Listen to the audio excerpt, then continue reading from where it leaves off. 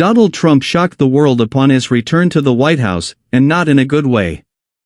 With his statements, he made both the enemies of the United States and its allies quite nervous. Just look at the statements about Greenland, the return of the Panama Canal and trade wars. But surprisingly, the allies of the United States suffered more than their enemies. Ukraine suffered the most.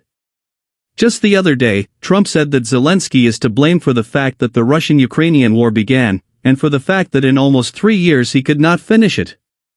Trump also called the Ukrainian president a dictator, despite the fact that Zelensky honestly came to power and still has a fairly high rating, and said that Zelensky's participation in the negotiations is not necessary. By the way, Vladimir Zelensky was afraid of this most of all.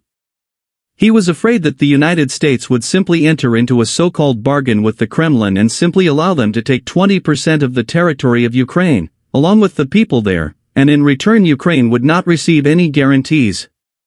Zelensky has repeatedly said that the West is not helping his country enough, and in one of his recent interviews he even said, "We need to find them all and put them in prison," meaning the people who participated in the creation and signing of the Budapest Memorandum. In case you are not aware, the Budapest Memorandum is a treaty signed on December 5, 1994 by Russia, the United States, Ukraine, and Great Britain. Under its terms, Ukraine had to give up its entire nuclear complex. After the collapse of the Soviet Union, Ukraine had about 1/3 of the Soviet nuclear arsenal, the third largest in the world at the time, as well as significant development and production facilities, and in return Russia promised to respect its territorial integrity, while the US and the UK acted as guarantors of Ukraine's security and promised to help it defend its territorial integrity in the event of an attack. Let me remind you that the agreement was violated by Russia back in 2014 after the annexation of Crimea and the start of the war in Donbass, and the US and UK are not helping Kiev enough.